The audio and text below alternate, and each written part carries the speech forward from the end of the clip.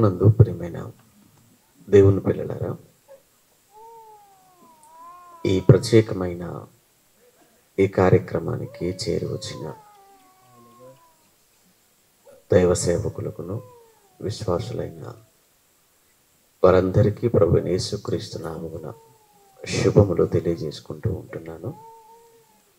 ప్రియులారా, దేహం ఇది దేవునికి ఆలయమా లేదా పాపానికి నిలయమా? ఏంటి ఈ దేహం? ఈ దేహాన్ని గుర్చిన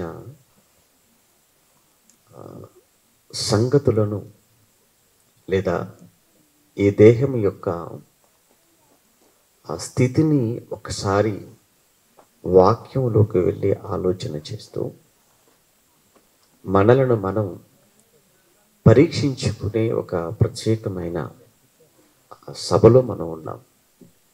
ప్రియులారా, దేహం అనేది దేవుడిచ్చినది. దేహం దేవుని నిర్మాణం. ఒకసారి సృష్టి అంతటిని కూడా మనం చూసినప్పుడు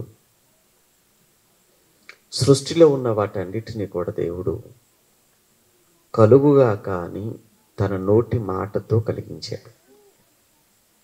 కానీ మనిషి దగ్గరకు వచ్చేటప్పటికి ఆయన తన చేతులతో ఈ దేహాన్ని నిర్మించినట్లుగా మనం చూస్తాం. ఈ దేహం చాలా అద్భుతమైనది. ఇప్పటికీ ఈ దేహంలో జరుగుతున్న కొన్ని కార్యక్రమాలు శాస్త్రవేత్తలకు, వైద్యులకు కూడా ఇప్పటికీ అంతుపట్టడం లేదు. రెండో విషయం ఏంటంటే, ఈ దేహంలోని ఏ ఒక్క అవయవాన్ని కూడా ఇప్పటి వరకు ఎవరు తయారు చేయలేకపోయారు. మీకు తెలుసు, మనిషి తల వెంట్రుకను కూడా మనిషి తయారు చేయలేని పరిస్థితి. దేహంలో కనిపించని ఎన్నో అవయవాలు, ఏ అవయవాన్ని కూడా ఈ రోజు వరకు చేయలేకపోయారు. ఎంత జ్ఞానం మనిషి సంపాదించాడో మనకు తెలియంది కాదు కదా. ఎన్నో మనిషి కనిపెట్టాడు, ఎన్నో మనిషి తయారు చేసుకున్నాడు. చివరికి మనిషి జ్ఞానం అంతరిక్షంలోనికి వెళ్ళగలిగింది. అంతరిక్షంలోనికి మనిషి కూడా వెళ్ళగలుగుతున్నాడు. ఇంత ఎత్తుకు ఎదిగినటువంటి మానవ జ్ఞానం ఎందుకో తన దేహంలో ఉన్న ఏ ఒక్క అవయవాన్ని కూడా చేయలేకపోతుంది. కారణం ఏంటంటే, ఈ దేహ నిర్మాణమే ఒక ప్రత్యేకమైనది. ఇది కేవలం దేవుడు మాత్రమే చేయగలిగింది, దేవుడు మాత్రమే చేసేది. చాలామందికి దీని విలువ తెలియట్లేదని ఎలా అంటే మీరు చెప్తారంటారా? తెలిస్తే దీన్ని పాడు చేసుకోరు కదా. ఒక సెల్ ఫోన్ విలువ తెలిసింది మనిషికి. అందుకే మొబైల్ షాప్కి వెళ్ళి ఒక సెల్ ఫోన్ కొన్న వెంటనే, ఏమంటే దీనికి పౌచ్ ఇస్తారా అని అడుగుతారు. ఏం లేకపోతే నడవదా? వాళ్ళు దీనిపైన స్క్రీన్ పైన స్క్రీన్ గార్డు కూడా ఏమంటే వేస్తారా అని అడుగుతారు. అంటే ఒక మొబైల్ కొన్నప్పుడు దాని వెనకాల ఒక పౌచ్ ఉండాలట, దానిపైన ఆ స్క్రీన్ పైన స్క్రీన్ గార్డు కూడా ఉండాలట. ఎందుకు అంటే, మొబైల్ ఒక 10,000 పెట్టుకున్నావు, ఒక 20,000 రూపాయల విలువ చేసే వస్తువు. ఇది కింద పడిపోతే పగిలిపోకూడదు, స్క్రీన్ డ్యామేజ్ అవ్వకూడదు, డిస్ప్లే డ్యామేజ్ అవ్వకూడదు అని ఒక 10,000 పెట్టి 20,000 పెట్టి కొన్న ఫోనే పగిలిపోకూడదు, పాడైపోకూడదు, పైన స్క్రాచెస్ ఏమి పడకూడదు అని ఇంత జాగ్రత్త తీసుకుంటున్నావే, మరి నీ దేహం సంగతి ఏంటి? నీ శరీరం సంగతి ఏంటి? ఫోన్ ఏముందండి, పోతే మరొకటి కొనుక్కోవచ్చు, పగిలిపోతే మరొకటి వేసుకోవచ్చు. కానీ ఈ దేహంలో ఏ ఒక్క అవయవం పాడైపోయినా, తెగిపోయినా ఎక్కడ మనం మార్చుకుంటాం? ఎక్కడ మనకు దొరుకుతాయి చెప్పండి? లేదు కదా.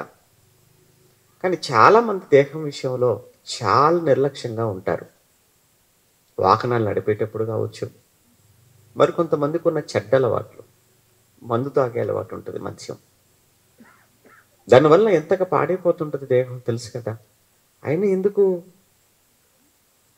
కొన్న ఫోనుకు ఇంత జాగ్రత్త తీసుకుంటున్నావు కదా, మరి నీ విషయం లేదు జాగ్రత్త. బండి కొన్నప్పుడు బండి విషయంలో కూడా కొన్ని జాగ్రత్తలు తీసుకుంటారు. అంటే ఉదాహరణకు ఏదైనా కారు కొన్నా, బైక్ కొన్నా కానీ దానికి వెంటనే కొన్ని ఎక్స్ట్రా ఫిట్టింగ్స్ అనేవి దానికి వేయించుకుంటారు సేఫ్టీ కోసం. రెండోది వచ్చేసి అది వర్షంలో తడవకూడదు, ఎండ పడకూడదు అని దానికోసం ఒక కవర్ కొంటాం. అలానే బండి పార్క్ చేసినప్పుడు కూడా అది ఎండలో ఉండిపోకూడదు అని, వర్షంలో తడిసిపోకూడదు అని దాని కొరకు ప్రత్యేకంగా అవసరమైతే ఒక షెడ్ వేసి దాని లోపల పెడతాం. మంచిదే, కాదంటం లేదు, విలువైంది కనుక, అది నీ కష్టం కనుక. మరి దేహం కూడా విలువైంది కాదా? అంటే ఇది నువ్వు కష్టపడి నువ్వు చేసుకోలేదు కాబట్టి దీని విలువ నీకు తెలియట్లేదు అనమాట. అయితే ఏది పోయినా కొనుక్కోవచ్చు, కానీ దేహంలో ఏ ఒక్క అవయవం పాడైపోయినా దీన్ని బాగు చేసుకోవాలంటే నీకున్నాయని నమ్ముకున్న బాగవు. ఏ అవయవం పోతే కొనడానికి దొరకవు మార్కెట్లో. కానీ మద్యంతో పాడు చేసుకునే వాళ్ళు ఉన్నారు, సిగరెట్లతో పాడు చేసుకునే వాళ్ళు ఉన్నారు. కొంతమంది యవనస్తులైన పిల్లలు చూస్తుంటే ఎప్పుడు నోట్లో ఏదో నములుతుంటారు. పాన్ పరాగులని, కైనీలని, అంబరని, గుట్కాలని. చూడండి, అలా పండ్లు బాగోవు, నోరు బాగోదు. అవన్నీ తిని తిని తిని చివరికి లోపలంతా కూడా, నోటి లోపల ఒక పూత చిన్నగా ప్రారంభం అవుతుంది, కణితి. అది చివరికి క్యాన్సర్గా మారిపోతుంది. చివరికి ఒక సైడ్ అంతా కూడా రంధ్రాలు పడిపోతాయి. ఆ తర్వాత ముదిరి ప్రాణాలే పోతాయి. అందుకే దేహం దేవుడిచ్చింది, దేహాన్ని పాడు చేసుకోకూడదు. ఇలా మనం చేస్తున్నాము అనంటే ముమ్మాటికి కూడా దీన్ని పాడు చేసుకొని దేవునికి పనికిరానిదిగా మార్చేస్తున్నాం. ఇంకొక విషయం కూడా చెప్తాను. అసలు దేహాన్ని పాడు చేసేటువంటి అధికారం మనకు లేదు. ఎందుకంటే ఇది మనది కాదు, మొదటిది. రెండో విషయం ఏంటంటే అమ్మా నాన్న మనకి ఇచ్చింది కూడా కాదది. అదేంటండి అమ్మా నాన్న ఇవ్వలేదా? అవును, అమ్మా నాన్న ఇచ్చారా? ఒకసారి మీరు అడగండి. అమ్మ కాళ్ళు ఇచ్చిందేమో అడగండి. అమ్మ నువ్వు నాకు చేతులు ఏమైనా ఇచ్చావని అడగండి అమ్మను. మరి అమ్మా నాన్న మనకి ఇచ్చింది కాదా అంటే ముమ్మాటికి కాదు. వాళ్ళ రూపంలో వచ్చాం మనం. మన తల్లిదండ్రుల రూపాలే కదా మనకు వస్తాయి. ఎందుకు మన తల్లిదండ్రుల పోలిక, మన తల్లిదండ్రుల రూపాలు మనకు వస్తున్నాయని అంటే, వాళ్ళు నిన్ను ప్రేమించాలి అంటే, వాళ్ళు నీకు అన్నం పెట్టాలంటే, వాళ్ళు నిన్ను పోషించాలి అంటే వాళ్ళ పోలికలు, వాళ్ళ రూపాలు వస్తే తప్ప నిన్ను ప్రేమించరు వాళ్ళు. మనకు మన తల్లిదండ్రుల రూపాలు కాక ఇంకేదో రూపం వచ్చింది అనుకోండి మనకు, ఏమండి వాళ్ళు మన నాకు ప్రేమిస్తారా? మరి ఎక్కడిది దేహం? దేవుడిచ్చింది ముమ్మాటికి, మర్చిపోకూడదు. దేవుడు చేశాడు, అమ్మ మోసింది. చేసినవాడు దేవుడు, మోసినది అమ్మ. నాన్న పెట్టాడు, నాన్న తీసుకొచ్చాడు, నాన్న తెచ్చాడు, ఇచ్చాడు అంటాం. నాన్న ఇచ్చినవైనా నాన్న తెచ్చినవైనా ప్రకృతిలో ఉండాలి అవి.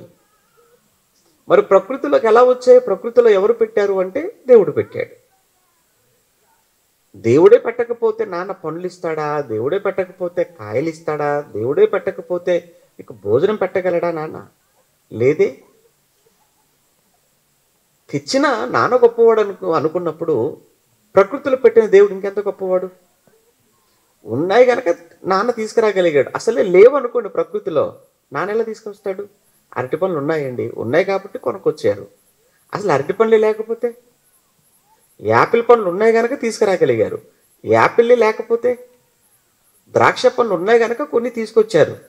అవే లేకపోతే కనుక ఉన్నవి తెచ్చిచ్చిన వాళ్ళే గొప్ప వాళ్ళు అన్నప్పుడు, ఉన్నవి నీకు ఇచ్చిన వాళ్ళకి నీ మీద ఇంత ప్రేమ ఉందన్నప్పుడు, అవి చేసిన ఆయన, ఈ సృష్టిలో పెట్టిన ఆయనకు ఎంత ప్రేమ నీ మీద. అమ్మ మోసింది నవమాసాలు. అప్పుడప్పుడు అంటది కదా అమ్మ కూడా కోపంతో, బాధతో, రేయ్ నేను నవమాసాలు మోసానురా, నేను నిన్ను నా ప్రాణాలను పణంగా పెట్టి నేను నిన్ను కన్నానురా, నీ కొరకు రక్తం చిందించానురా నేను. నిజమే, ఏది నిజంగా అబద్ధం కాదు, అన్ని నిజమే. కానీ అక్కడే మనం ఒకటి ఆలోచించాలి. అమ్మ నువ్వు నన్ను మోసావు నిజమే, కానీ నువ్వు నన్ను మోయటానికి నన్ను నీ గర్భంలో నిలబెట్టింది ఎవరు? దేవుడే గర్భంలో నిలబెట్టి ఉండకపోతే నిన్ను నన్ను అమ్మ ఎవరిని మోస్తుంది, ఏం మోస్తుంది? మోసిన ప్రేమ గొప్పది, మరి చేసిన ప్రేమ ఇంకెంత గొప్పది. కనుక మోసిన ప్రేమ గొప్పది అని నువ్వు అన్నప్పుడు తల్లి ప్రేమ, తల్లి మోయడానికి లోపలి నిలవబెట్టిన దేవుడి ప్రేమ ఇంకా గొప్పది. అందుకే అందరికంటే ముందుండవలసిన వాడు దేవుడు. అందరికంటే ఎక్కువ మనం ప్రేమించవలసింది ఆ దేవుణ్ణి. ఆ దేవుడు తర్వాతనే తల్లి, దేవుని తర్వాత తండ్రి. తల్లిని తండ్రిని ద్వేషించమని బైబిల్ చెప్పలేదు, వాళ్ళు ప్రేమించమని చెప్పింది. వారిని దూరం పెట్టమని బైబిల్ చెప్పలేదు, వారిని సన్మానించమని చెప్పింది. వారిని మీరు తిరగబడమని బైబిల్ చెప్పలేదు, వారికి విధేయత చూపించమని బైబిల్ చెప్పింది. బైబిల్లో ఉన్న మాటలు అవన్నీ కూడా. ఒకసారి మన దేహాన్ని గురించి ఇంకా కొంచెం మనం ఆలోచించాలి. ఎందుకంటే ఈ దేహం ఎవరి వలన వచ్చిందో అన్న సంగతి మనకు అర్థమైతేనే కానీ దీన్ని ఎలా వాడాలో మనకు అర్థమవుతుంది. అసలు ఈ దేహం ఎవరిచ్చారు అన్న సంగతి మనకు అర్థం కానంత వరకు ఈ దేహాన్ని మనం ఎలా వాడాలో కూడా మనిషికి తెలియదు. అందుకే సమాజం చెడిపోయింది, పాడైపోయింది. ఇంకా అంతకంతకు చెడిపోవటానికి, పాడైపోవటానికి ఇంకా సిద్ధంగా ఉంది. మీరు ఇప్పుడు సమాజాన్ని చూసి ఏంటంటే సమాజం ఇలా మారిపోయిందని మీరు అంటారు. ఇంకేముంది, ముందుంది అసలు కాలం. ఇప్పుడు మనం వింటున్నవి చాలా చిన్నవి, ఇప్పుడు మనం చూస్తున్నవి చాలా చిన్నవే. ఇవి 10 ఏళ్ల క్రితం మనం వినలేదు, చూడలేదు. కానీ ఇప్పుడు మనం వింటున్నాం, చూస్తున్నాం కదా. ఇంకా రాబోయే 10 ఏళ్లలో ఇంతకంటే భయంకరమైన సంఘటనలు, ఇంతకన్నా భయంకరమైనటువంటి విషయాలు మనం వింటాము, చూస్తాం. ఇది నేను అంటున్న మాట కాదు, నాకేం తెలుసని మీరంటారా? భవిష్యత్తు నాకేమీ తెలీదు, బైబిల్ చెప్పింది. దేవుడు ఎప్పుడో చెప్పేశాడు బైబిల్లో. అంత్య దినాలలో అపాయకరమైన కాలాలు అన్నాడు. అవును, అంటే ముందున్నదంతా కూడా ప్రమాదకరమైన కాలం. ఈరోజు ఒక వార్త చూశాను, బహుశా మీలో కూడా కొంతమంది చూసే ఉండొచ్చు. సూర్యాపేట మన పక్కనే ఉన్న జిల్లాలో తల్లి చనిపోతే తల్లి శవాన్ని శ్మశానానికి తీసుకెళ్లవలసినటువంటి కుమారులు, కుమార్తెలు 2 రోజులైనప్పటికీ కూడా తల్లి శవాన్ని ఆ శ్మశానానికి తీసుకెళ్ళట్లేదు. అంటే అంత్యక్రియలు అంటారు కదా, అంత్యక్రియలు జరగొద్దు, ముందు ఇక్కడ పెట్టండి శవాన్ని. అదేంటమ్మా, తల్లి ఇప్పటికీ చనిపోయి 2 రోజులు అయిపోయింది, శవం వాసన వచ్చేస్తుంది, శ్మశానానికి తీసుకెళ్ళాలి కదా, అంత్యక్రియలు చేయాలి కదా. అంటే ముందు ఆస్తి పంపకాల లెక్క తేలాలి, ఆస్తి పంపకాల లెక్క తేలాలి, అమ్మకున్నటువంటి 20 తులాల బంగారం లెక్క కూడా తేలాలి. ఆ తర్వాత ఈ శవాన్ని ఇక్కడి నుంచి మీరు తీసుకెళ్ళాలి అని తల్లి శవాన్ని అక్కడే పెట్టి ఆస్తి పంపకాల కోసం కుమారులు, కుమార్తెలు గొడవ పడుతున్నటువంటి పరిస్థితి ఈరోజు పేపరు, ఈరోజు న్యూస్. అది ఇటు ఇంత ఘోరమా? ఇటు ఇలాంటి కాలమా? ఇంకేముందండి, చెప్పాను కదా.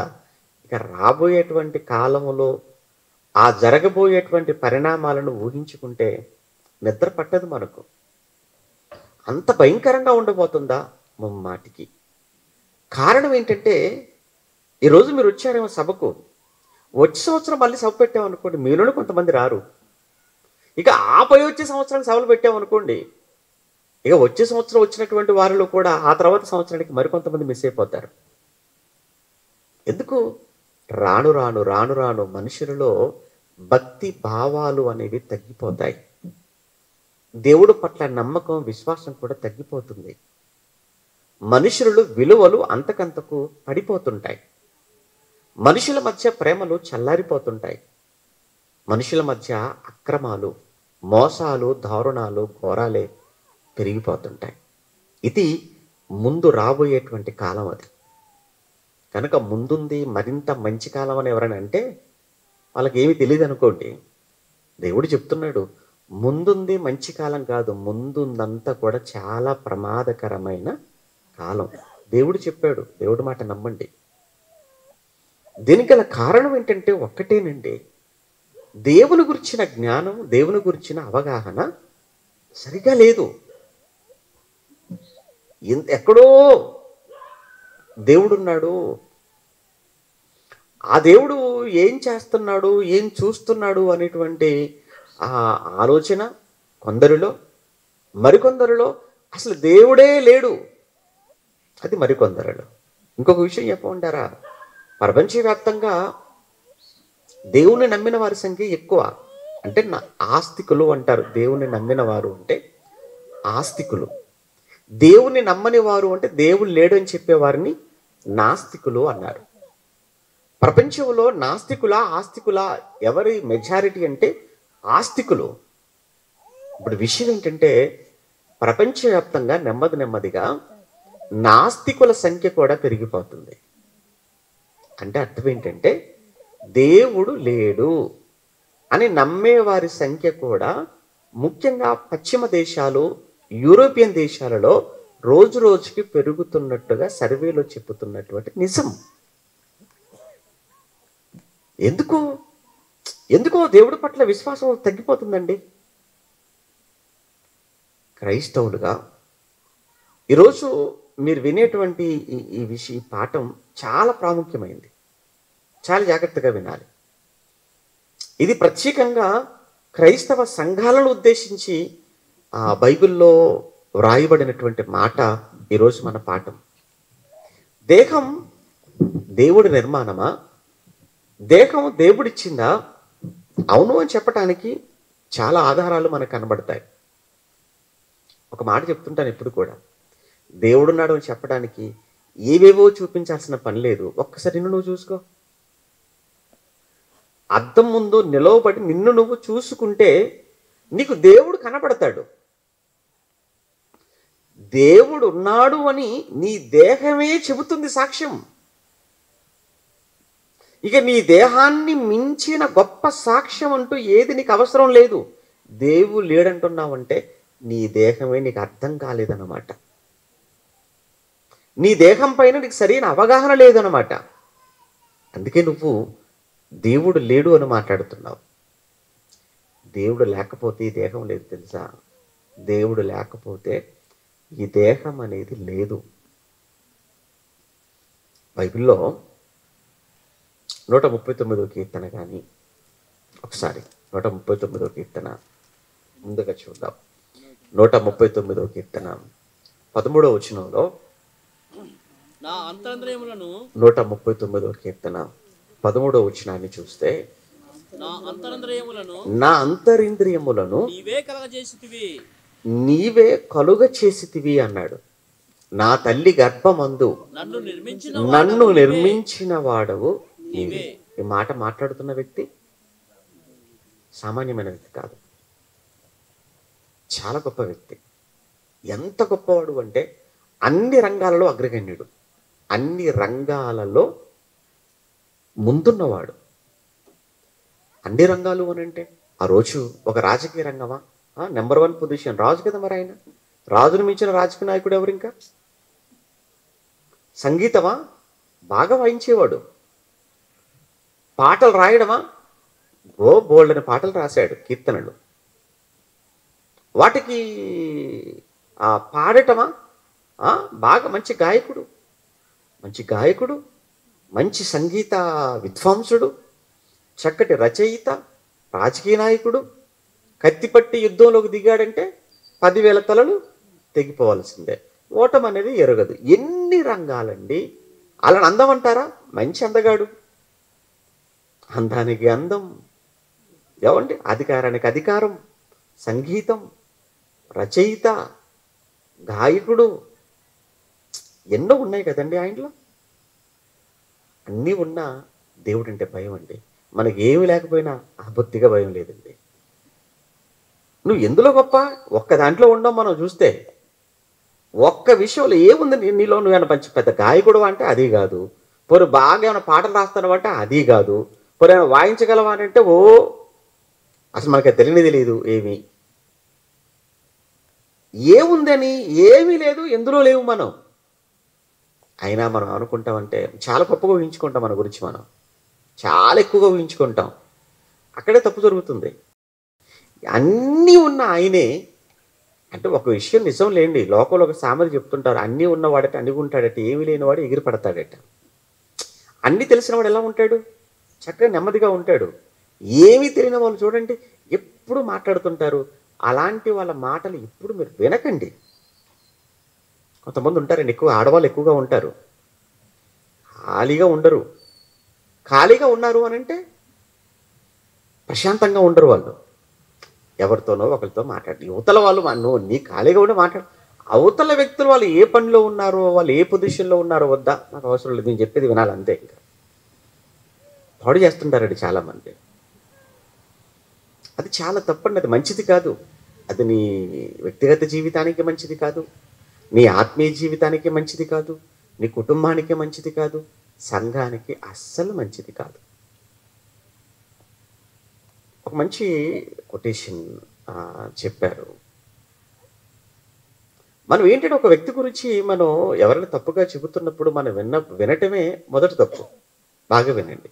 ఒక వ్యక్తి గురించి మన దగ్గర ఎవరైనా తప్పుగా చెప్తున్నారు అనుకోండి, అది వినడం అన్నది చూసావా, అక్కడే ముందు నీ ప్రశాంతత కోల్పోతావు. బాగా అక్కడే మన మనసు చెడిపోతుంది, మనకు నెమ్మది ఉండదు. రెండోది ఏంటంటే ఇది ఎంతవరకు నిజం అని మనకు తెలియకుండానే మనం 10 మందికి చెప్తాం చూసారా, దాంతో ఇంకా ఉన్న ప్రశాంతతను కూడా మనం కోల్పోతాం. ముందు తప్పుడు మాటలు విన్నప్పుడే ఆ ప్రశాంతత అది మనకు పోయింది.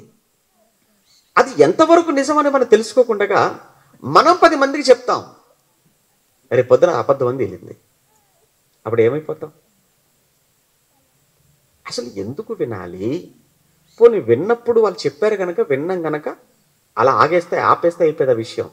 ఇది నిజమని ఏంటో దీని గురించి తెలియకుండా ఇంతమందికి మనం చేరవేసి రేపు అది అబద్ధం అని తేలితే అప్పుడు ఎంత చిన్నపోతాం, మనం ఎంత బాధపడతాం. దీనికి కారణం ఎవరు అంటే ఎవరో కాదు, నీవే చేతులారా నువ్వు చేసుకున్నది. అందుకే ఎప్పుడు కూడా అనుకువ కలిగి ఉండాలి, తొందరపడకూడదు ఏ విషయంలో కూడా. అది విఘ్నుల లక్షణం. జ్ఞానవంతులు ఎప్పుడు కూడా చాలా మౌనంగానే ఉంటాడు. అటు ఇటు కాని వాళ్ళు ఎక్కువగా అల్లరి చేస్తుంటారు. బాగా చూడండి, జ్ఞానవంతులు ఎప్పుడు కూడా చాలా మౌనంగా ఉంటారు, హుందాగా ఉంటారు. వాళ్ళందరి కోసం మాట్లాడరు కదండి, ఎవరి కోసం చెప్పరు. దేవుని గురించి చెప్పడానికి మాకు టైం సరిపోవట్లేదండి. వాళ్ళ గురించి వీళ్ళ గురించి చెప్పి మాట్లాడేంత ఓపిక ఎక్కడ ఉంటే చెప్పండి. ఒక రకం దేవుని గురించి మాట్లాడడానికి ఓపిక లేదు నాకు, మీకు వాక్యం చెప్పడానికి ఓపిక లేదు. నాలుగంతా కూడా లోపల గొంతంతా కూడా చెడిపోయి ఏమంటే చాలా నీళ్ళు తాగడానికి ఇబ్బందిగా ఉంది, తినడానికి కష్టంగా ఉంది. మీ కళ్ళము చూడటానికి బాగానే కనబడుతున్నాను, కానీ నా లోపల నాకు ఎంత ఇబ్బందిగా ఉందో నాకే తెలుసు. అది ఏమి తినలేకపోతున్నాను, ఏమి తాగలేకపోతున్నాను, అంత సమస్య వచ్చేసింది గొంతుకు. రెస్ట్ తీసుకోండి అని అంటున్నా, రెస్ట్ తీసుకుంటే అలా డేట్లు ఇచ్చేసాం. మీటింగ్ రాకపోతే చూసావా డేట్లు ఇచ్చాడు రాలేదంటారు. ఇదొక రకమైనది. ఎవరు ఆలోచిస్తారు? అంటే దేవుని గురించి మాట్లాడడానికే సమయం లేదు, ఓపిక లేదు, ఆరోగ్యం లేదు. ఇక నీ గురించి చెప్పుకుంటూ ఏం చెప్పమంటావు? నీ కోసం నీ గురించి చెప్పడం వల్ల నాకు వచ్చే మేలేంటి, ప్రయోజనం ఏంటి? అంటే ఎప్పుడు కూడా జ్ఞానవంతులైన వాళ్ళు, వాక్యం తెలిసిన వాడు వాక్యం మాట్లాడతాడు, వాక్యం తెలియని వాడు వ్యక్తుల కొరకు మాట్లాడుతూ ఉంటాడు. అదే మీకు గుర్తుపెట్టుకోండి. ఎప్పుడు కూడా వాక్యం తెలిసిన వాడు వాక్యం చెప్తుంటాడు. ఎప్పుడు కూడా వాక్యం తెలియని వారు వారి గురించి వీరి గురించి మాట్లాడుతూ కాలక్షేపం చేస్తుంటారు. దావీదు అలాంటి వాడు కాదండి. అన్ని రంగాలలో కూడా అనుభవం ఉన్నవాడు.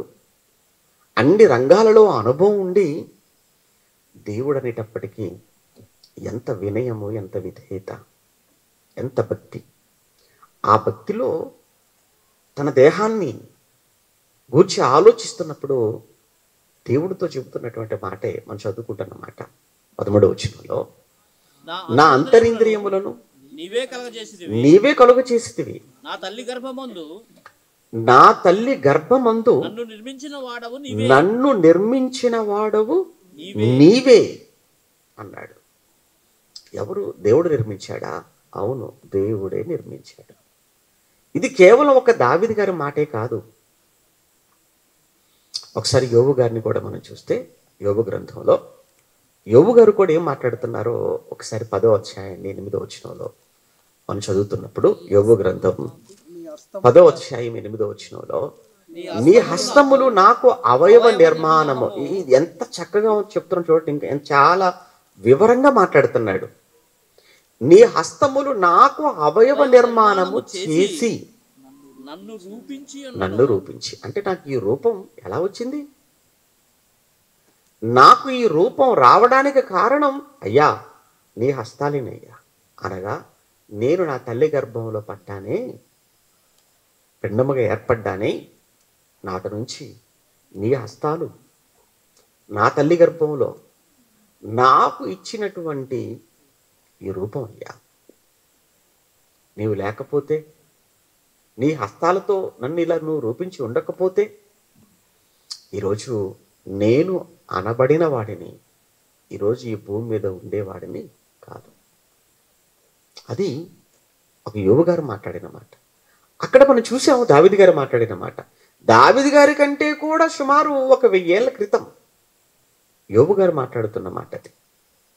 అంటే దేవుడు చేసిందా? దేవుడు చేసింది. ఇంకా మనం ప్రారంభంలోనికి వెళ్ళామనుకోండి, ఆదిలోనికి వెళితే ఆదాము కనబడతాడు, మొదటి మనిషి. ఆదాము విషయంలో రాయబడిన మాట కూడా మనం చదువుతున్నప్పుడు 2వ అధ్యాయం ఆదికాండం 2వ అధ్యాయం 7వ వచనంలో, మొదటి మనిషిని విషయంలో దేవుడైన యెహోవా నేల మంటితో నరుని నిర్మించి. ఆ పదం చూడండి, నేల మంటితో నరుని నిర్మించి అన్నాడు. దేవుడు నిర్మించాడా? అవును, దేవుడు. దేనితో నిర్మించాడు ఆ రోజు మొదటి మనిషిని? అంటే మట్టిని తీశాడు, బొమ్మని చేశాడు. మట్టిని తీసి చక్కటి ఆకారాన్ని దేవుడు ఆ మట్టితో చేసి, మట్టి బొమ్మగా ఉన్నటువంటి ఆ ఆకారానికి ఆత్మను, తనలోని ఆత్మను విభజించి ప్రవేశపెట్టగా నరుడు జీవాత్మ ఆయను అనేది అక్కడ రాయబడినటువంటి మాట. అనగా మొదటి మనిషి ఆదాము దేవుడు నిర్మించినటువంటి ఆకారముగా, రూపంగా మనం చూస్తే, ఆ తర్వాత అవ్వను తీసినప్పుడు కూడా మనం చూస్తే ప్రక్కటెముకను తీసి స్త్రీనిగా నిర్మించి అంటాడు. 2:21లో దేవుడని యెహోవా ఆదామునకు గాఢ నిద్రను కలుగచేసి ప్రక్కటెముకను తీసి స్త్రీనిగా నిర్మించి అన్న పదాన్ని మనం చదువుతున్నప్పుడు అక్కడ ఆదాము నిర్మించాడు, ఇక్కడ స్త్రీగా ప్రక్కటెముకను తీసి అవ్వను కూడా ఆయన నిర్మించాడు అన్న పదాన్ని మనం చూస్తున్నాం. అంటే ఒక మాటలో ఏంటంటే దేవుడు నిర్మించింది దేహం. ఇంకా కృత నిబంధనలో కూడా మనం చూస్తే ఒక మంచి మాట, కొరింథీయులకు రాసిన మొదటి పత్రిక 6వ అధ్యాయం 19వ వచనంలో, కొరింథీయులకు రాసిన మొదటి పత్రిక 6:19లో, మీ దేహము దేవుని వలన మీకు అనుగ్రహింపబడి, మీ దేహము దేవుని వలన మీకు అనుగ్రహింపబడింది. ఒక్కటి, దేవుడు లేకపోతే ఈ దేహం లేదు. దేవుడు లేకపోతే ఈ దేహము లేదు. మరలా చెప్తున్నాను, దేవుడు లేకపోతే దేహము లేదు. దేవుని వలన మీకు ఈ దేహము అనుగ్రహింపబడింది. అప్పుడప్పుడు కొంతమంది పిల్లలు వాళ్ళ బండ్ల పైన, వాళ్ళు కొన్న కార్ల పైన వాళ్ళ అమ్మో నాన్నో కొనిచ్చారనుకోండి, ఏమని రాసుకుంటారు? డాడీ గిఫ్ట్ అని రాస్తారు కదా. అవును, మమ్మీ ఇచ్చిన గిఫ్ట్ అని రాసుకుంటారు. అంటే అమ్మ ఇచ్చిందంట, గిఫ్ట్గా కొనిచ్చిందంట బైక్, నాన్న గిఫ్ట్గా కొనిచ్చాడంట ఆ కారు. ఎవరు గిఫ్ట్గా ఇస్తే వాళ్ళ పేరు రాసుకుంటారు వెనకాల. మరి నీ దేహం సంగతి ఏంటి? ఇది గాడ్ గిఫ్ట్ కాదా? దేవుని బహుమానం కాదా ఇది, ఈ దేహం? మరి దేవుని గిఫ్ట్ అన్న సంగతి నీకు అర్థమైతే, దేవుని బహుమానమైన దేవుడు నీకు గిఫ్ట్గా ఇచ్చిన ఈ దేహాన్ని ఎలా వాడుతున్నావు? పాపానికి వాడుతున్నావా? మంచిగా వాడుతున్నావా? చెడుకు వాడుతున్నావా? నీతికి వాడుతున్నావా? అవినీతికి వాడుతున్నావా? పవిత్రతకు వాడుతున్నావా? అపవిత్రంగా దీన్ని వాడేస్తున్నావా? దేనికి వాడుతున్నావు ఈ దేహం? దేవుడే ఇవ్వాలి. నీకు విషయం తెలుసా? నువ్వు నేలలో విత్తుతున్నావు ఒక విత్తనం. నువ్వు కేవలము విత్తడం వరకే నీ పని. కానీ పుట్టబోయేది ఆ విత్తనానికి వచ్చి శరీరం ఉందే, ఎలా వచ్చింది? నువ్వేమైనా చేసావా? ఎవరి వలన వచ్చింది అనుకుంటున్నారు మీరు? విత్తనానికి ఆ శరీరం. అదే కొరింథీ పత్రికలో చెప్తాడు. కొరింథీలకు రాసిన మొదటి పత్రిక 15వ అధ్యాయం 37వ వచనం చూడండి.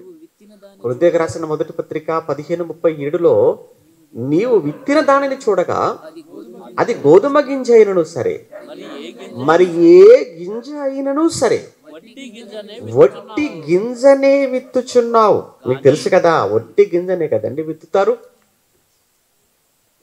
ఎవరైనా వట్టి గింజనే విత్తుతారు.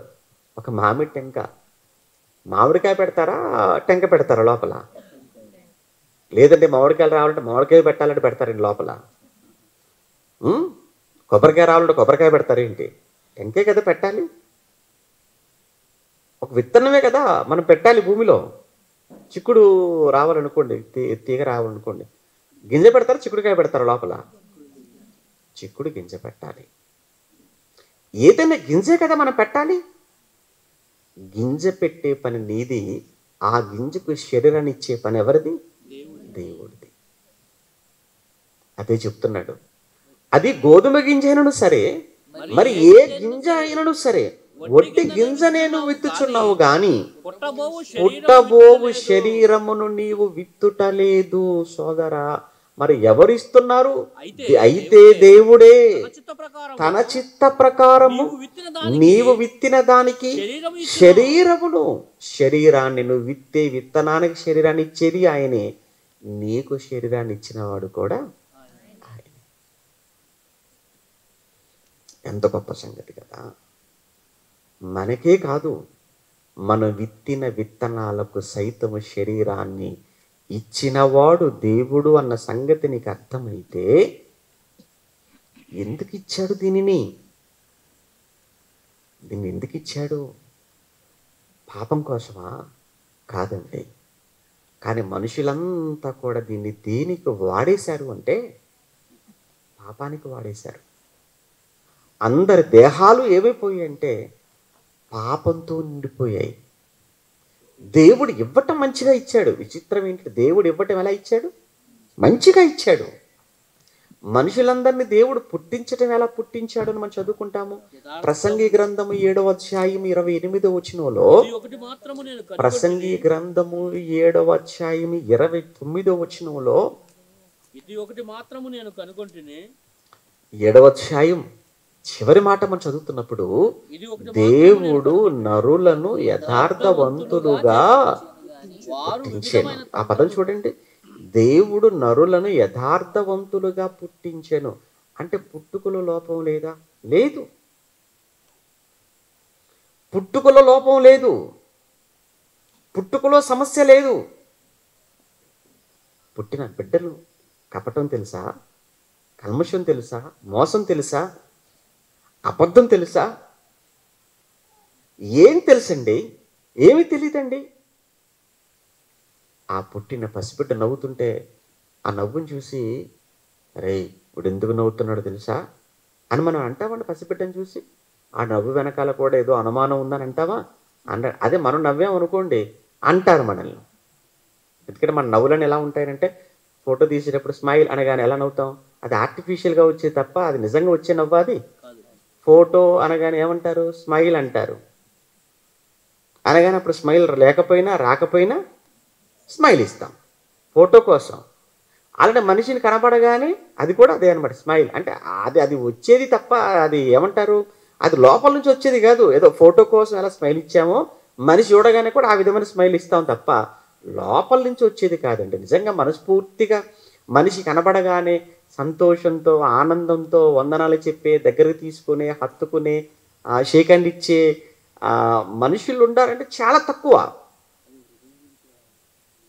చాలా తక్కువ కదా. అంటే మనిషి మాట్లాడినా అనుమానమే, మనిషి నవ్వినా అనుమానమే, చూసినా అనుమానమే.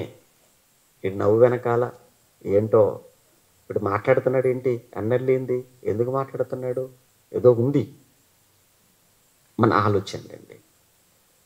అది పిల్లలు మాట్లాడితే అవును అనుకుంటే, పిల్లలు మీ దగ్గరికి ఎవరైనా వచ్చి వందనాలు చెప్పారనుకోండి, ఇది ఎందుకు చెప్పాడు అబ్బా వందనాలు, ఏదో పెద్ద మాస్టర్ ప్లాన్ వేసినట్టుందిలే అనుకుంటావా? చిన్న పిల్లలు చక్కగా ఏమంటే తల్లి ఒడిలో ఉన్నప్పుడు వాళ్ళు ఎత్తుకున్నప్పుడు వాళ్ళు నవ్వుతుంటే, అమ్మో వీడు చూసావా నవ్వుతున్నాడు, ఈ నవ్వు వెనక లేదు కుట్ర చేస్తున్నాడు అనుకుంటావా? వాళ్ళకి ఏం తెలుసండి, అమాయకులు, ఏమీ తెలియదు. ఎందుకు? దేవుడు నరులను ఎలా పుట్టించాడట? యథార్థవంతులుగా పుట్టించాడు. అయితే తర్వాత చెప్పాడు, అయితే వారు వివిధములైన తంత్రములను కల్పించుకున్నారు అన్నాడు. అది పుట్టుకలో నా మ్యానుఫ్యాక్చరింగ్ డిఫెక్ట్ నాకు ఏమీ లేదు.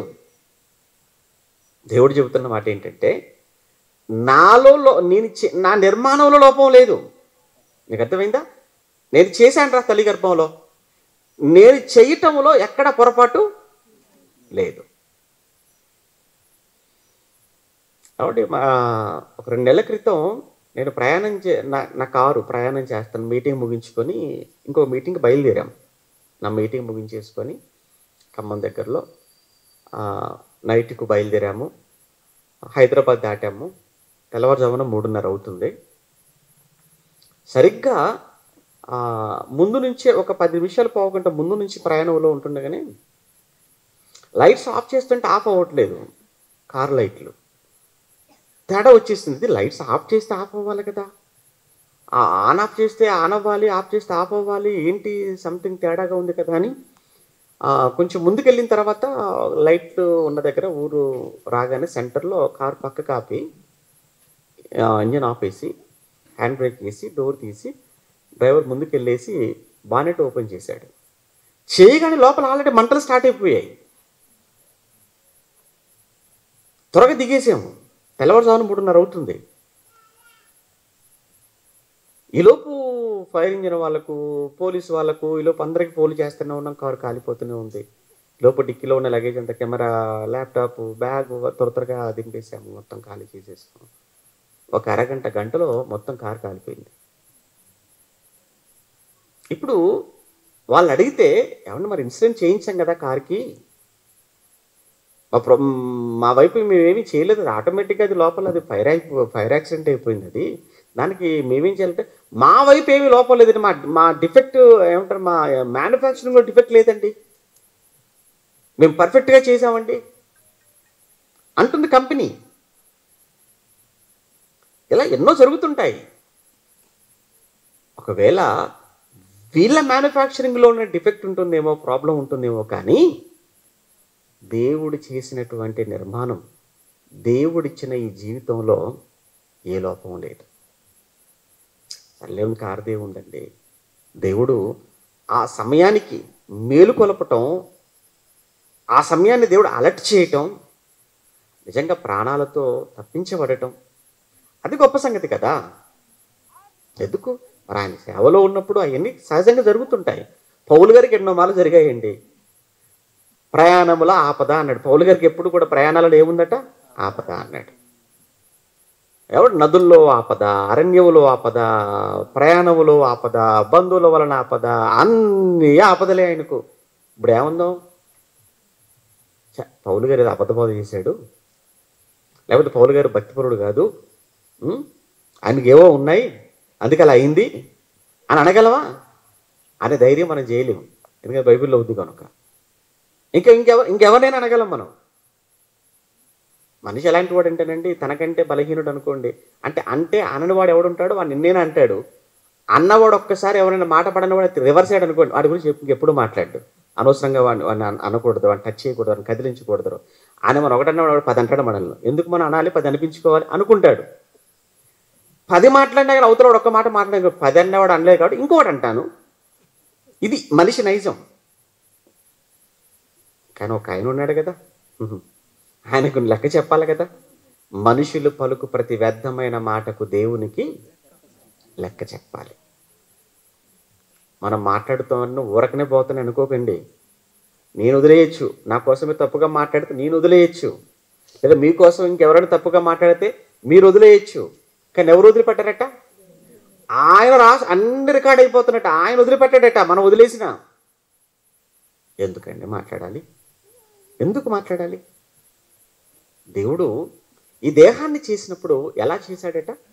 మళ్ళీ మనం చదువుకున్న మాటలో, దేవుడు నరులను యథార్థవంతులుగా పుట్టించాడు, కానీ వారు వివిధములైన తంత్రములను కల్పించుకున్నారు. అంటే మనిషి చెడిపోయాడు, మనిషి పాడైపోయాడు తప్ప నా ప్రాబ్లం ఏమీ లేదు. నిజమే, ఆదామును దేవుడు చేసినప్పుడు చక్కగా చేశాడు, అవ్వను చేసినప్పుడు చక్కగా చేశాడు. దేవుడు వాళ్ళు యథార్థవంతులుగానే పుట్టించాడు. కానీ తర్వాత దయ్యపు మాట విని చెడిపోయింది, పాడైపోయింది, పాపం చేసింది వారు. దేవుడు తినమన్నాడా? దేవుడు వద్దని చెప్పాడు. దేవుడు తినమన్నాడా? వద్దన్నాడా? వద్దన్నాడు. తినమని చెప్పింది ఎవరు? సాతాను. వీళ్ళు ఎవరి మాట విన్నారు? దయ్యపు మాట విన్నారు. ఎందుకు విన్నారు? వాడేదో ఆశ చూపించాడు. అలా వారు పాపం చేసి దేవునికి దూరం అయిపోయారు. మనుషులందరూ కూడా అలానే పెరుగుతూ పెరుగుతూ పెరుగుతూ పెరుగుతూ పెద్దవారై దేవుని దృష్టిలో దోషులుగా మారిపోయారు. పాపం చేసి అందరూ పాపులుగా మారిపోయారు. అందుకే దేవుడు మరలా పాపము చేసి బ్రతుకులన్నీ కూడా పాపములో మునిగిపోయిన వేళ, పాపంతో నిండిపోయిన వేళ, పాపంతో భయంకరమైన అగ్నిగుండానికి జారిపోతున్న వేళ తిరిగి మనుషులను పవిత్రపరుచుకోవాలి, పవిత్రం చేసుకోవాలి వీళ్ళందరినీ. మరలా నేను వీళ్ళకి దగ్గర అవ్వాలి, మరలా వాళ్ళకి దగ్గర అవ్వాలి, నేనే వారిలోనికి వెళ్ళాలి. దేవుడు కోరిక ఎప్పుడు కూడా ఎలా ఉందో తెలుసండి? బైబిల్ చదువుతున్నప్పుడు ఎప్పుడు కూడా దేవుడు దూరంగా ఉండాలని ఎప్పుడు కోరుకోలేదండి. ఆయన మనుషులకు దగ్గరగా ఉండాలి, ఇంకా మనుషుల మధ్య ఉండాలి, మనుషులలో ఉండాలి. అందుకే పాత నిబంధన చదువుతున్నప్పుడు అండి, ఇశ్రాయేలీలు ఐగుప్తు నుంచి బయలుదేరినప్పుడు దేవుడు సీనాయి కొండ దగ్గరికి వచ్చిన తర్వాత మోషేతో చెప్తాడు, మోషే నేను పరలోకంలో ఉన్నాను నువ్వు అనుకుంటున్నావు, నాకు మీరు ఇక్కడ ఉంటే నేను అక్కడ నేనేం చేస్తాను రా మోషే, నువ్వు ఒక పని చేయి, ఒక ప్రత్యక్ష గుడారాన్ని నువ్వు నిర్మించు, నేను వచ్చేస్తాను ఖాళీ చేసి, పరలోకాన్ని ఖాళీ చేసి నేను మధ్యకు వస్తాను. ప్రత్యక్షపు గుడారం అంటాం కదా, టెబర్నికల్ అంటాం కదా. ఏంటి ఆ ప్రత్యక్ష గుడారం అంటే ఎవరి కోసం చేస్తున్నాడు మోషే? మోషే కోసం కాదు కదా, అది ఇశ్రాయేలు కోసం కాదు. ఎవరి కొరకు దేవుడు చేయమన్నాడు? నేను పరలోకాన్ని విడిచి నేను మీ మధ్యకు వచ్చి మీతో ఉండాలి అని అంటే నాకు మీరు ఒక గుడారాన్ని నిర్మించండి అన్నాడు. ఎందుకు? ఆయన వచ్చి ఉండాలనుకుంటున్నాడు వాళ్ళతో. అంటే దేవుడి యొక్క ఉద్దేశం ఎప్పుడు కూడా మీరు చూడండి, ప్రారంభం నుంచి మనుషులకు దగ్గర అవ్వాలి అన్నదే తప్ప మనుషులకు చాలా సమీపంగా ఉండాలనుకునేవాడు, కానీ మనుషులకు దూరంగా ఉండాలన్న ఆలోచన ఎప్పుడూ లేదండి. అందుకే ఏంటి నేనేం దగ్గరికి రావాలనుకుంటున్నాను, వాళ్ళేమో పాపం చేసి దూరం అయిపోతున్నారు. ఒకటి ఆలోచించండి, మన గురించి ఆలోచించుకున్నాం అనుకున్నా, మనం ఎక్కడైనా కానీ ఒక ఇల్లు తీసుకోవాలనుకున్నా, లేకపోతే స్థలం కొనాలనుకున్నా, ఎక్కడ ఇల్లు కొనుక్కోవాలనుకుంటామంటే నీళ్ళ సౌకర్యం ఉండాలి, నీట్గా ఉండాలి, పరిసరాలు బాగుండాలి అనుకుంటాం. లేదండి ఒక మురికి కాలం ఉందండి, ఎప్పుడు కంపు వాసన వస్తుంటుందండి, పక్కన 100 సెంట్లు ఉందండి ఫ్రీగా ఇస్తారన్నా కానీ మనకు వద్దండి. ఎందుకు? ఆ భయంకరమైన వాసనతో ఎంతకాలం ఉంటాం? ఎలా ఉంటాం మనం? బాగాలి. అందుకే పరిసరాలు బాగుండాలి, పరిశుభ్రంగా ఉండాలి, నీట్గా ఉండాలి.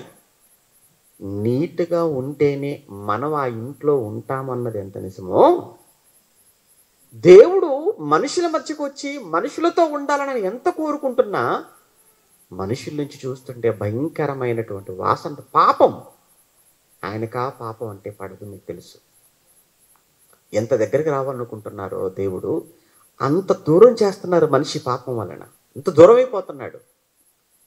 అయినా దేవుడు మరలా ఆలోచించి, లేదు ఈ పాపంని కడిగేసేయాలి, పాపాన్ని తీసివేసేసుకోవాలి, వాళ్ళందరినీ పవిత్రపరచుకోవాలి, నేను ఎలానైనా వాళ్ళతో ఉండాలి, వాళ్ళలోకి వెళ్ళాలి అని దేవుడు మరలా ఆలోచించి యేసుక్రీస్తుని ఈ భూమి మీదకి పంపాడు.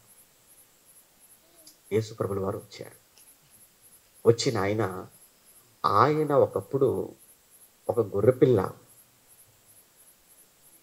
పస్కా గొర్రెపిల్లగా, పస్కా పశువుగా ఇశ్రాయేలీలను ఆ సంహారక దూత చంపకుండా ఉండటానికి దానిని ఎలా అయితే బలి చేయమన్నాడో అదే మాదిరిగా, అదే గుర్తుగా ఇదిగో ఈ ప్రజలు మరణంతో ఆ పాతాళానికి వెళ్ళకూడదు అనుకుంటే వీళ్ళందరి కొరకు కూడా పస్కా గొర్రెపిల్లగా, పశువుగా నా కుమారుడైన యేసుక్రీస్తును వధించి యేసుక్రీస్తు రక్తము ద్వారా వీళ్ళందరినీ కూడా పవిత్రపరుచుకొని తిరిగి వీళ్ళందరినీ నేను పరలోకానికి వారసులుగా చేసుకుంటాను, తిరిగి వీళ్ళందరినీ పవిత్రపరుచుకొని నేను మరలా వారి మధ్యకి వెళతాను, వారిలోనికి వెళతాను అని దేవుడు ఆలోచించి యేసును పంపి శిలువలో చంపుకొని ఆయన రక్తము ద్వారా మనుషులందరినీ తిరిగి పవిత్రులుగా చేసుకునే ఒక కార్యక్రమం, అది బాప్తిస్మం ద్వారా ప్రారంభించాడు.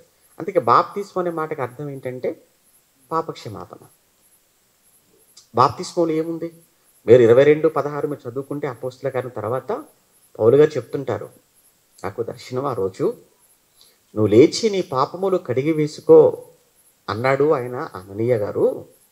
అప్పుడు నేను వెంటనే లేచి నా పాపాలన్నిటినీ కూడా నేను బాప్తిస్మం ద్వారా కడిగి వేసుకున్నాను. అంటే పాపాలనేవి ఎప్పుడు కడిగి వేయబడతాయి అంటే బాప్తిస్మము తీసుకున్నప్పుడు మాత్రమే నీ పాపాలు కడిగి వేయబడతాయని అర్థం. అలా నీ పాపాలు కడిగి వేయబడితే అప్పుడు నువ్వేమైపోతావు? పవిత్రుడు అవుతావు, నువ్వు నీతిమంతుడు అయిపోతావు. మీరు బాప్తిస్మం పొందిన వాళ్ళ? బాప్తిస్మం పొందాము. అయితే బాప్తిస్మం పొందిన వారైతే మీ పాపాలన్నీ మీరు కడిగి వేసుకున్నారు. మీరు పాపాలు మీరు కడిగి వేసుకున్న వాళ్ళైతే మీరు పవిత్రులు. మీరు పవిత్రులైతే ఆ పరమందున్న దేవుడు తిరిగి మీ మధ్యకు వచ్చాడు, మీలోకి వచ్చాడు. అందుకే సంఘం, మీరు బాప్తిస్మం తీసుకొని ఎక్కడికి వచ్చేసారు? సంఘంలోకి వచ్చేసారు కదా. బాప్తిస్మం తీసుకొని సంఘంలో చేర్చబడ్డా. సంఘము అనేటప్పటికీ లేదా వ్యక్తిగా బాప్తిస్మం తీసుకున్నప్పుడు నీవు అనేటప్పటికీ మనం ఇప్పుడు ఏమైపోయాము అని అంటే దేవునికి ఆలయంగా మారిపోయాం.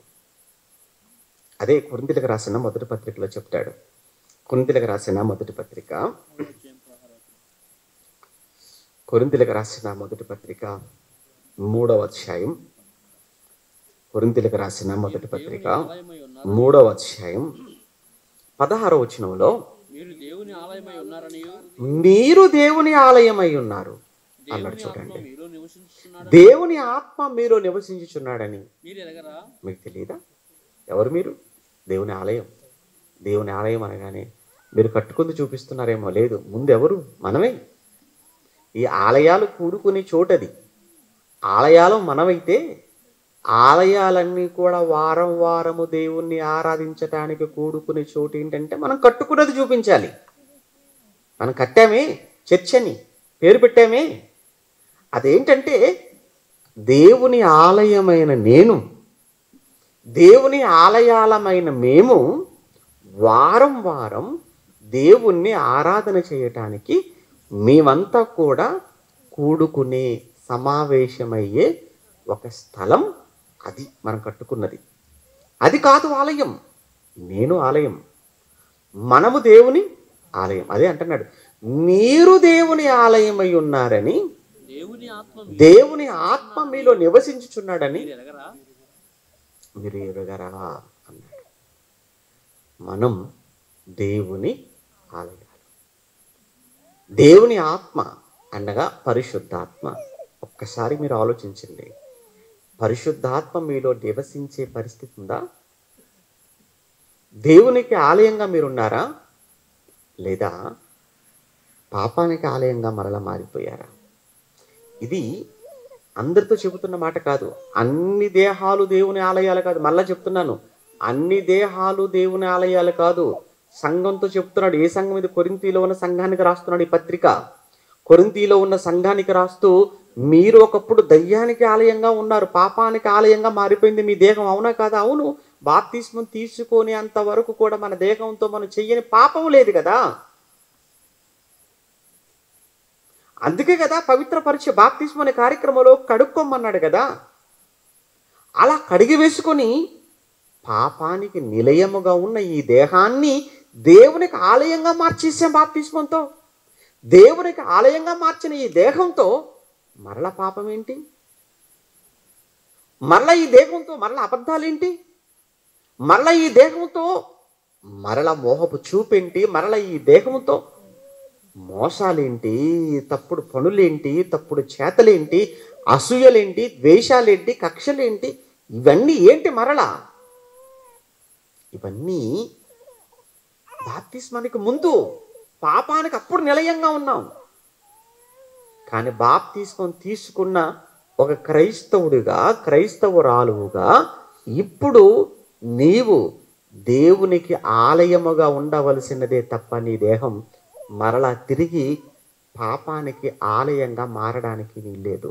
నిజంగా ఒకవేళ దేవునికి ఆలయముగా ఉంది అనుకుంటే నీ దేహం, పరిశుద్ధాత్మకు ఆలయముగా ఉంది అన్నది నిజమైతే, పరిశుద్ధాత్మ దేవుడు నీలో ఉంటే, నీలో ఉన్నప్పుడు, నీతో ఉన్నప్పుడు నీవు ఎలా ఉంటావు? ప్రేమ కలిగి ఉంటాం. ఆత్మ ఫలాలు అంట, చూసావా? అంటే పరిశుద్ధాత్మ దేవుడు నీలో, నాలో, మనందరిలో ఉన్నప్పుడు మనం ప్రేమతో ఉంటాం. ప్రేమ అనగానే యవనస్తుల మధ్య ఉన్న ప్రేమ కాదది. ఈ ప్రేమ ఎంత గొప్ప ప్రేమో, ఈ ప్రేమకున్న లక్షణాలు ఏంటో కొరింథీ పత్రికలో 13లో చెప్తాడు పౌలు గారు. ఈ ప్రేమ ఆశించి చేసే ప్రేమ కాదు. ఈ ప్రేమ స్వార్థంతో కూడుకున్న ప్రేమ కాదు. ఉప్పొంగే ప్రేమ కాదు. అమర్యాదగా నడుచుకునే ప్రేమ కాదు. అన్నిటిని ఓర్చుకునే ప్రేమ, సహించే ప్రేమ, స్వార్థం లేని ప్రేమ, కపటం లేని ప్రేమ. అలాంటి ప్రేమ కలిగి ఉన్నావు నువ్వు. అలాంటి ప్రేమను నువ్వు కలిగి ఉన్నావు అని అంటే నీ దేహం దేవునికి ఆలయంగా ఉందని అర్థం.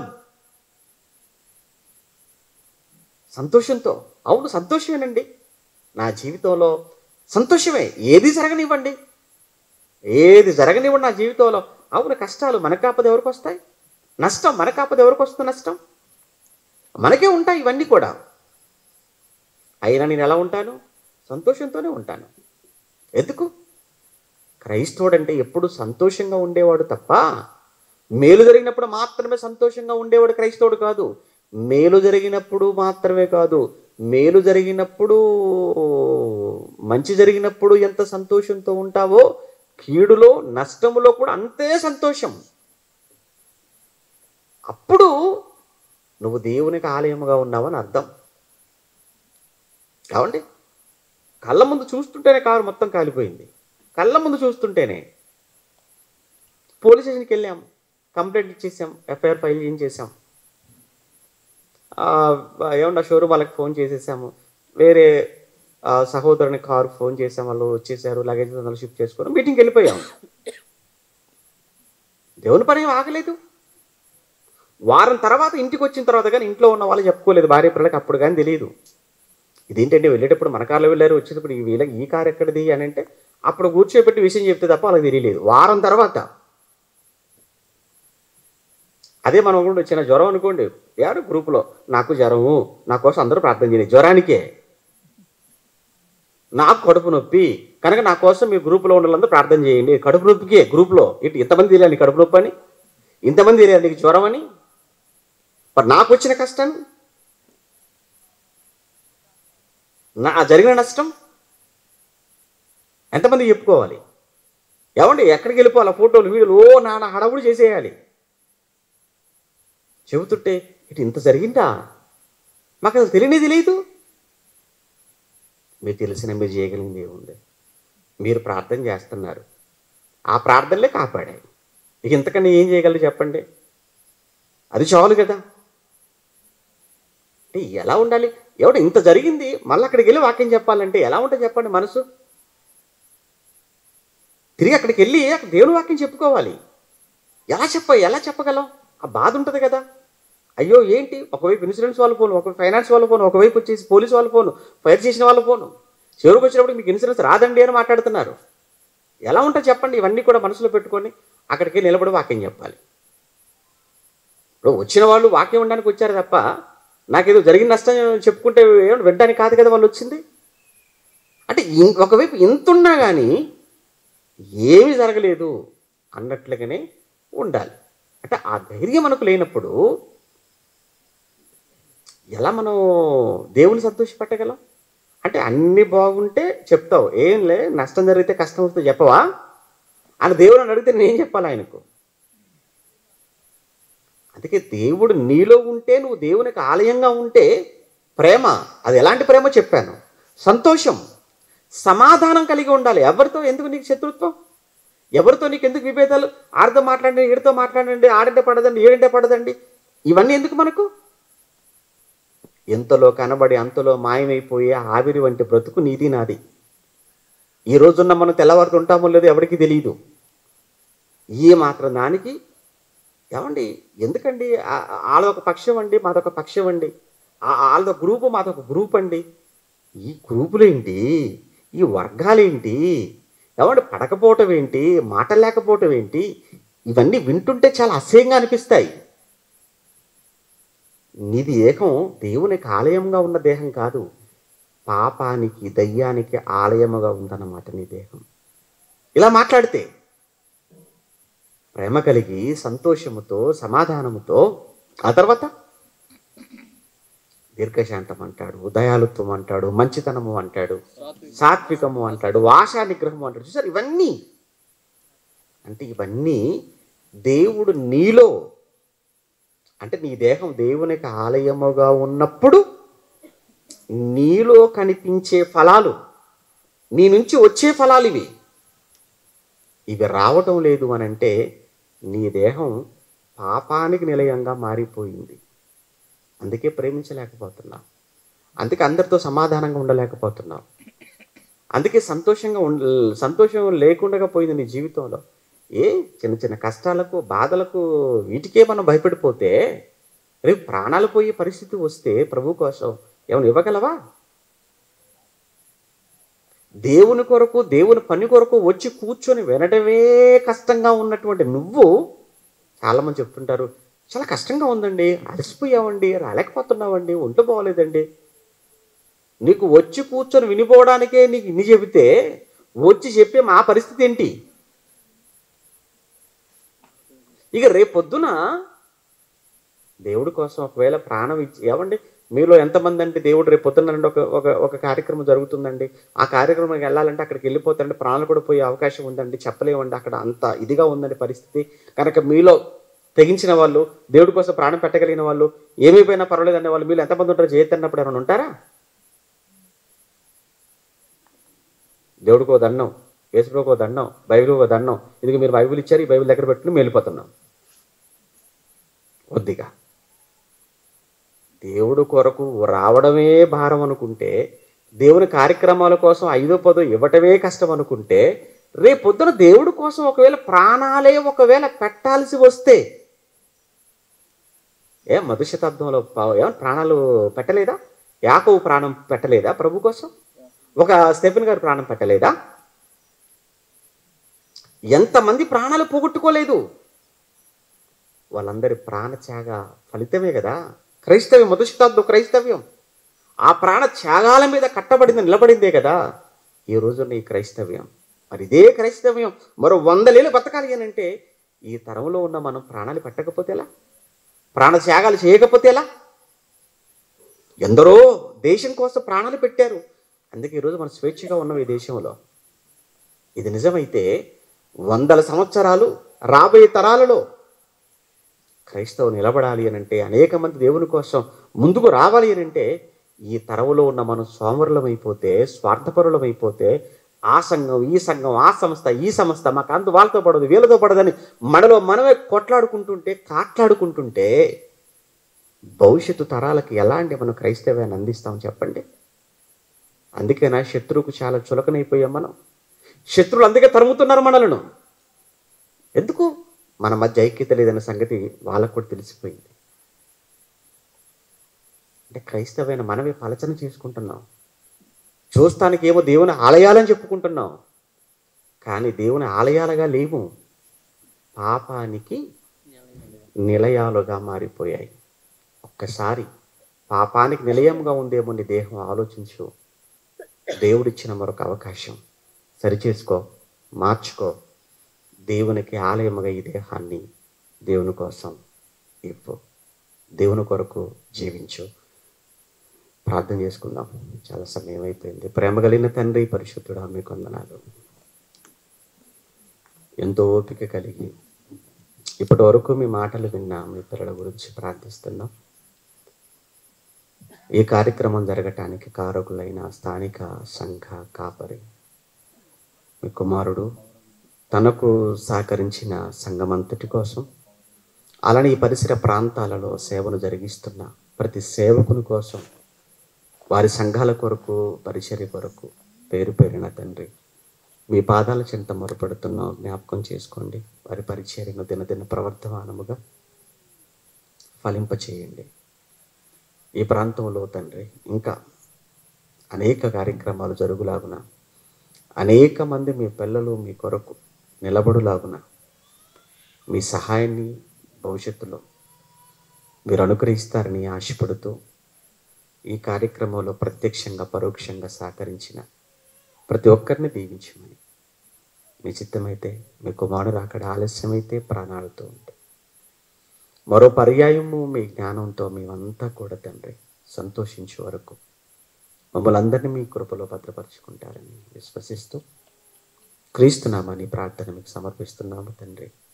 ఆమెను. మన తండ్రి అయిన దేవుని ప్రేమ, కుమారుడైన యేసుక్రీస్తుల వారి కృప, పరిశుద్ధాత్మని యొక్క అన్యోన్య సహవాసం ఇప్పుడు ఎల్లప్పుడు సదాకాలం మనందరికి తోడే నడిపించును గాక.